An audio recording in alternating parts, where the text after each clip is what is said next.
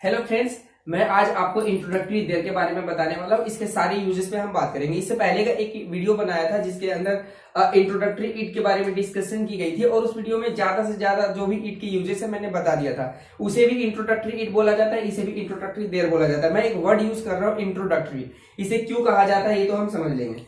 There का use जितने भी होते हैं सिर्फ एक ट्रिक या एक रूल को आप पता कर लो, यानी उस रूल को या ट्रिक को आप जान लो तो देयर का यूज भविष्य में आपसे कभी भी गलत नहीं होगा। वो चीज मैं यहाँ पे डिस्कस करने वाला हूँ।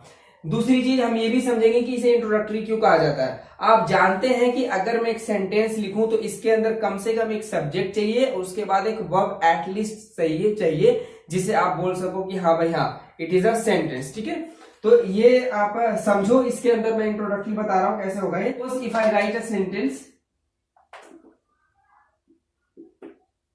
there is a pen on the table, isn't it? मैंने यहां पर लिखा है there is a pen on the table। इस सेंटेंस के अंदर आप कहोगे कि सर ये तो सब्जेक्ट है और ये वर्ब है और जो बाकी बचा आपको पता है ये अदर वर्ड्स है। ओके, सो यहां पर ये मतलब ये सब्जेक्ट के तरह काम किया। लेकिन आपको पता है जब आप सब्जेक्ट की बात करते हो तो जनरली या तो वह नाउन होता है और या तो वह प्रोनाउन होता है, और अगर बड़े कुछ वर्ड्स है तो यानी वह नाउन फ्रेज कहलाएगा या फिर वो प्रोनाउन का फ्रेज कहलाएगा। यानी कि अल्टीमेटली नाउन या प्रोनाउन ही होता है सब्जेक्ट के रूप में। ठीक है, तो यहां पर इसका मतलब ये सब्जेक्ट है और आप देख रहे हो कि प्रोनाउन का काम कर रहा है। Okay, this that this those there ये भी प्रोनाउन ही तो है, तो यहां पर काम कर रहा है। लेकिन जब आप इस पूरे सेंटेंस को देखते हो और एज ए इंट्रोडक्टरी इसको क्यों कहते हैं ये मैं समझाने की कोशिश कर रहा हूं। जब आप पूरे सेंटेंस को देखते हो आप तो इसके अंदर जिस चीज की बात की जा रही है और अगर वह नाउन और प्रोनाउन है इसके अलावा तो वह एक पेन है। क्या वह एक पेन है? तो जब पेन की आप बात करते हो जो कि टेबल पर है, क्या चीज के बारे में बात की जा रही है जो टेबल पर है, तो वह एक पेन है। तो यानी कि इस पेन की कहीं ना कहीं बात की जा रही है। तो अगर मैं मान लू ये मेन सब्जेक्ट है तो फिर ये कौन सा सब्जेक्ट है? मैं ये कह सकता हूं ना कि पेन है टेबल पे, pen is on the table, isn't it? इस तरीके से समझाने के लिए मैं कह रहा हूं। वैसे तो राइट सेंटेंस यही होगा।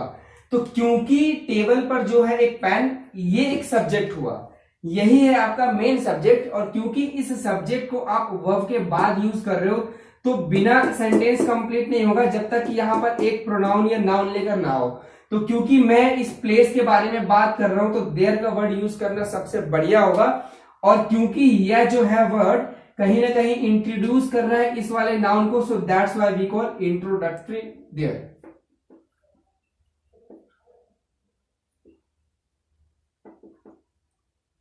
इसीलिए इसको इंट्रोडक्टरी वर्ड कह दिया जाता है। इसी तरीके से इट का यूज मैंने पहले बताया हुआ है। ठीक है, तो ये आपको समझ में आ गया होगा। अब जिस ट्रिक की मैंने पहले बात करी थी कि जब आप उसे जान लोगे तो देयर का यूज काफी इजी हो जाएगा। एक चीज का ध्यान रखना है कि आपको पता चल गया कि ये कहीं ना कहीं इंट्रोड्यूस करता है नाउन या प्रोनाउन को जो वर्ब के बाद जनरली आता है। ये चीज आपको याद रखना है। तो आप देखोगे एक दूसरा सेंटेंस ले लेता हूं। ठीक है, सपोज मैं यहां पर लिया एक सेंटेंस दूसरा,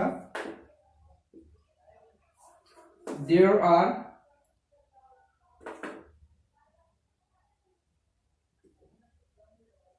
टॉफीज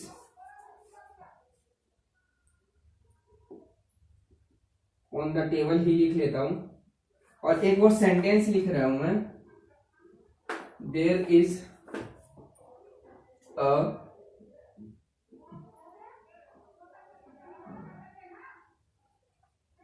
नोटबुक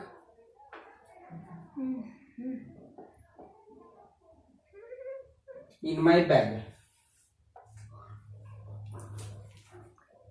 ये दो सेंटेंस मैंने लिखा हुआ है। अब क्योंकि इंट्रोड्यूस कर रहा है इसका मतलब ये जो वर्ड मैंने देयर यूज किया हुआ है ये मेन सब्जेक्ट नहीं है। अगर ये नहीं है तो वर्ब के बाद आने वाला होगा। तो ये वर्ब के बाद यहाँ पर आपका टॉफीज है और इसके बाद यहाँ पर एक नोटबुक की बात की जा रही है।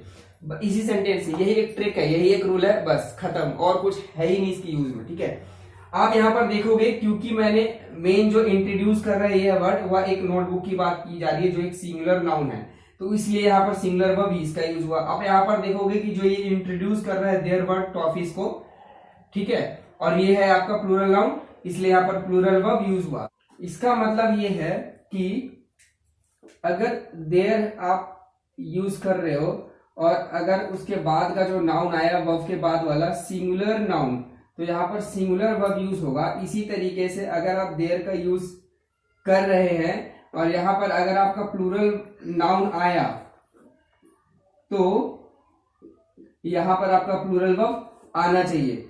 इसी में तो कंफ्यूजन होता है कि देयर के बाद सिंगुलर वर्ब लगानी है, इज लगानी है यानी आर लगाना है, वॉज लगाना है कि वर लगाना है, हैज लगाना है या हैव लगाना है।